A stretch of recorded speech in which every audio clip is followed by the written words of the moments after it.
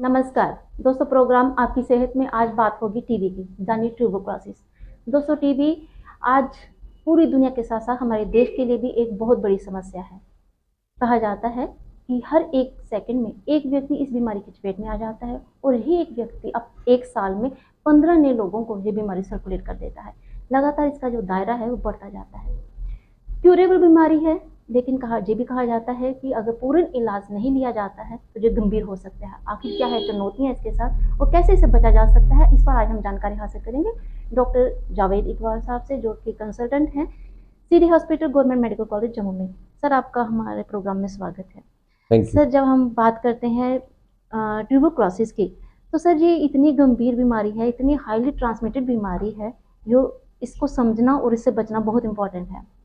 जी बिल्कुल, क्योंकि 24 मार्च को जहाँ पूरी दुनिया भर में ये डे मनाया जाएगा, हम भी प्रयास करेंगे कि एज ए अवेयरनेस हम अपने श्रोताओं को समझा सकें कि ये कितनी बीमारी बड़ी है और इसे कैसे बचा जा सकता है। सर, क्या होती है आखिर टीबी और कैसे हो जाती है?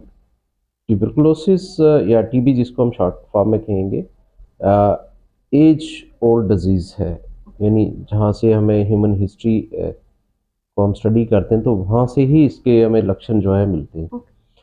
वर्ल्ड वाइड है, पूरी दुनिया में है, एंडेमिक, इसीलिए ग्लोबल पब्लिक हेल्थ इम्पोर्टेंस की डिजीज़ है ये। तो इसको कंट्रोल करना पूरे वर्ल्ड के लिए बेनिफिशियल होगा, तभी तो वर्ल्ड टीबी डे मनाया जाता है, ताकि लोग जागरूक हो सकें। जी बिल्कुल। बहुत सारी कंट्रीज़ में ये कंट्रोल हो चुकी है। एरेडिकेट करना तो मुश्किल है, लेकिन कंट्रोल किया जा सकता है। इन्फेक्शियस डिजीज़ है। माइकोबैक्टीरियम ट्यूबरक्लोसिस एक बैसिलाई होता है जो ये काज करता है। बड़ी स्लो प्रोग्रेसिंग डिजीज़ है, इंसीडियस ऑनसेट होता है। इसके सिम्टम से पता चल सकता है कि पेशेंट जो है इसको सफ़र कर रहा है ट्यूबरक्लोसिस से। सर, सिम्टम्स की आपने बात की, कैसे एक व्यक्ति पहचान सकता है कि उसे टीबी जैसी जो समस्या है वो हो चुकी है? लक्षण की बात देखिए, प्राइमरली तो शुरू में तो ये होती थी उन लोगों में जो पॉवर्टी लाइन से बिलो होते थे और जिनका डाइटरी इनटेक प्रॉपर नहीं होता था, मैलनरिश्ड लोग होते थे, या फिर वो लोग जिनमें इम्यूनिटी जो है जिनकी कमज़ोर होती है। कोई क्रॉनिक इलनेस है, मान लो कैंसर हो गया, या किसी को ऑटोइम्यून डिजीज़ है, लॉन्ग टर्म स्टीराइड पे है, या वो लोग जो बिलो पॉवर्टी लाइन पे, तो उनको होती थी। क्योंकि उनकी इम्यूनिटी कमज़ोर होती थी और टीबी बैसिलाई जो है डॉर्मेंट रहता है। वंस वो सीज़ करता है अपॉर्चुनिटी कि पेशेंट की इम्यूनिटी कमज़ोर है और वो ग्रो करना शुरू करता है। सर, कहीं ना कहीं ये अवसरवादी बीमारी है, जैसे ही व्यक्ति को देखती है कमजोर हुआ है तो उस पे हावी हो जाती है। सर, कहा जाता है जो टीबी का जो बैक्टीरिया होता है कहीं ना कहीं हमारे शरीर में होता है और वो काफी सालों तक वो अंदर बिना हलचल किए रह सकता है। और डेवलप तभी होता है जब इम्यूनिटी वीक हो जाती है। सर, कुछ ट्रिगर्स होते हैं, ये एक ट्रिगर हुआ कि हमारी इम्यूनिटी वीक हुई और टीबी हुआ। एंडेमिक डिजीज़ है at one point of time. यानी हम मान लें कि हमारी कंट्री में सिंस टीबी एंडेमिक है तो कहीं ना कहीं 40% ऑफ लोग जो हैं इससे इन्फेक्टेड होते हैं, लेकिन डिजीज़ बड़े कम लोगों को होती है। रफली जो हमारा डाटा है इंडिया का, अराउंड 157 पीपल जिनको डिजीज़ होती है पर लाख पॉपुलेशन के।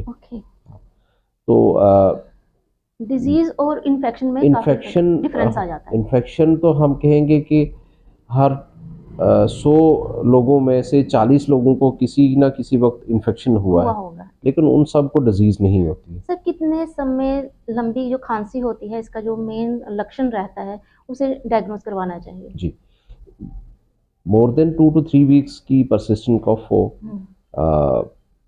वेट लॉस के सिम्टम्स हो, लो ग्रेड फीवर हो, स्वेटिंग हो, वेट लॉस हो रहा हो आपका, चिल्स हो, या फिर आपको आपकी फैमिली में टीबी कंटैक्ट पेशेंट जो है वो अगर है, या आप किसी टीबी कंटैक्ट पेशेंट के साथ हैं, या आप हेल्थ केयर वर्कर हैं, जो हम लोग आए दिन पेशेंट्स देखते हैं, तो पॉसिबिलिटी है कहीं ना कहीं एक्सपोजर का रिस्क रहता है। एक हेल्दी व्यक्ति भी इनहेल कर सकता है? जी बिल्कुल कर सकता है। या फिर आपको कोमार्बिड कंडीशन है जिसकी वजह से आपकी इम्यूनिटी जो है कमज़ोर है। रिसर्जेंस हो रही है टीबी की बिकॉज ऑफ डायबिटीज़। हमने देखा है कि जो पेशेंट जिनमें डायबिटीज़ अनकंट्रोल्ड रहती है तो उनमें ये बीमारी जो है काफ़ी रैपिडली ज़्यादा फैलती देखी है। जाती जी। है। सर तो ट्रीटमेंट मोडेलिटी की अगर बात की जाए, डायग्नोज हो जाता है, पॉजिटिव आ जाता है, तो सर ट्रीटमेंट मोडेलिटी है वो कैसे तय की जी, जाती है? ये ट्रीटेबल डिज़ीज़ है। एंटी ट्यूबरकुलर ड्रग्स हैं हमारे पास, बड़ी अच्छी ड्रग्स हैं, कुछ लेटेस्ट ड्रग्स भी आई हैं।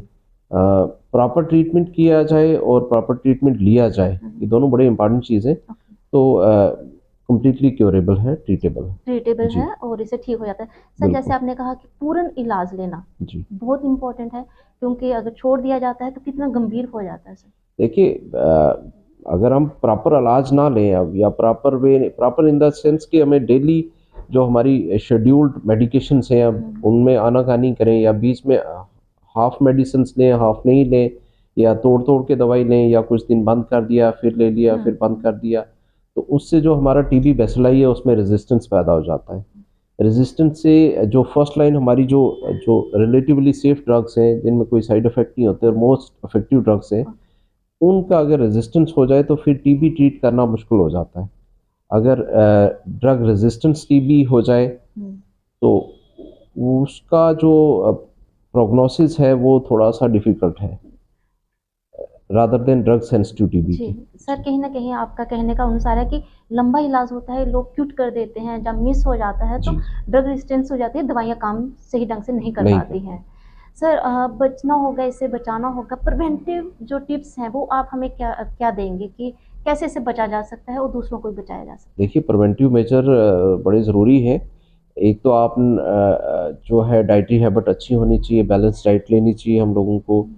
जो सेडेंटरी लाइफ़ जिन लोगों की है उनको थोड़ा-सा एक्सरसाइज़ करते रहना चाहिए, अपना वेट कंट्रोल रखना चाहिए, कोमॉर्बिड कंडीशन जो है उनसे बचना चाहिए।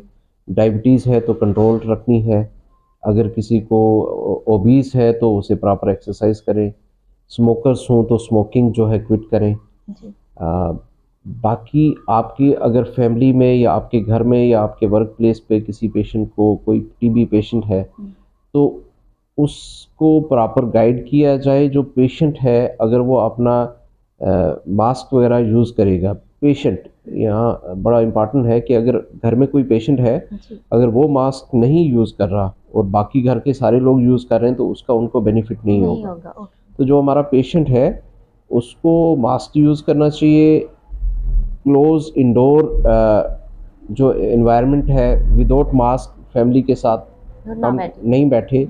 जहाँ पे भी उसका रूम हो वहाँ पे एयर वेंटिलेशन अच्छी हो, जी, एयर कंडीशन रूम अवॉइड करें। उससे अच्छा है कि ओपन वेंटिलेटेड जो रूम्स हैं, जहाँ पे फ़ैन वगैरह हो, जहाँ पे एयर एक्सचेंज अच्छा हो, जी। वहाँ वो वाला रूम सर जो है अगर घर वो में यूज़ छोटे करें। बच्चे हैं और फैमिली में किसी को टीबी है तो उसे जी। प्रोफाइलैक्टिक मेडिसिन्स दी जाती हैं? जी हाँ, बिल्कुल दी जाती हैं। प्रोफ़िलैक्सिस में एक मेडिकेशंस हम पहले तो प्रोफ़िलैक्सिस देने के लिए बड़ा इम्पोर्टेंट है, हर किसी को नहीं देना चाहिए अपफ्रंट। जी, उसको स्क्रीन करना चाहिए अगर वो टीबी फ्री हैं, घर में बाकी जी। जो फ़र्द हैं उनमें किसी में टीबी का कोई लक्षण नहीं है, तो फिर हम उनको टीबी प्रोफ़िलैक्सिस दे सकते हैं। सर ये तो आपने हमें बता दिया कि हम जो प्रिवेंटिव मेजर्स ले सकते जी, हैं इससे बचने के लिए।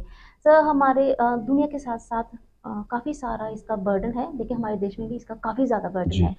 नेशनल प्रोग्राम जो हैं वो चलाए जा रहे हैं कि जी। ताकि इससे कम किया जा सके।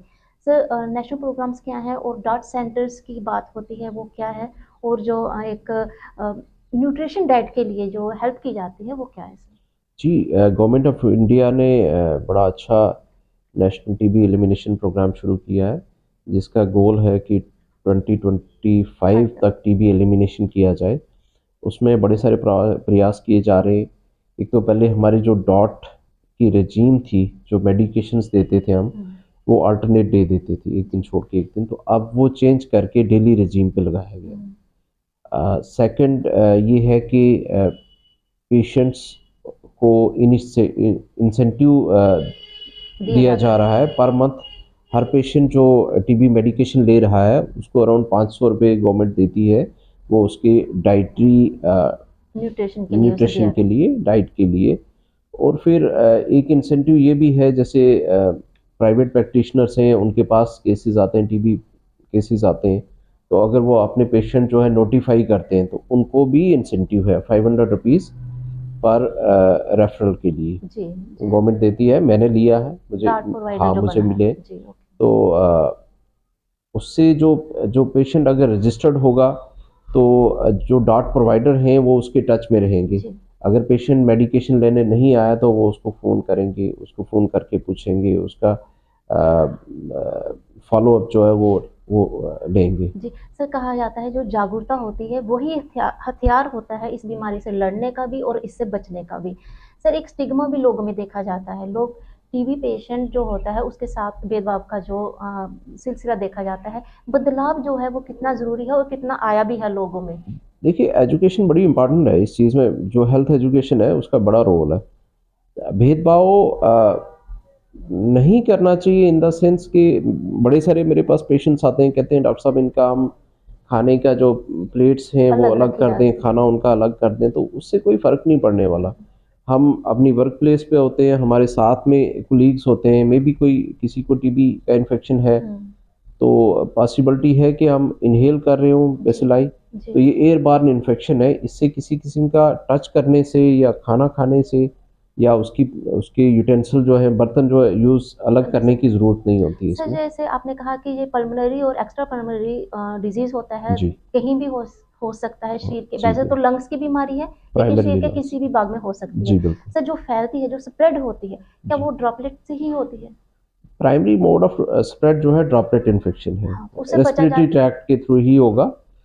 अब बचना इन द सेंस कि आपके पास अगर आपके घर में या आपके वर्क प्लेस पे कोई टीबी पेशेंट है तो उसको बोलें कि एक तो मेडिकेशन प्रॉपर ले जी, और मास्क का उपयोग करे वो पेशेंट जो, जी। ठीक है, ना कि जो बाकी लोग हैं हुँ, उसके सराउंडिंग में। तो विद इन 1 टू 2 मंथ्स जो पेशेंट नेगेटिव हो जाता है तो उसके बाद उसको ज़रूरत नहीं रहती है। ओके।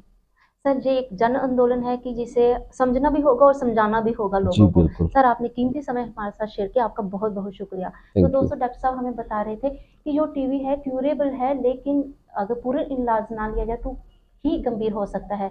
लेकिन ये एक जन आंदोलन है, समझना भी होगा, समझाना भी होगा लोगों को कि जो टीबी की बीमारी है ये क्यूरेबल है। दोस्तों इस प्रोग्राम में इतना ही, अगले अंक में फिर हाज़िर होंगे किसी और विषय के साथ।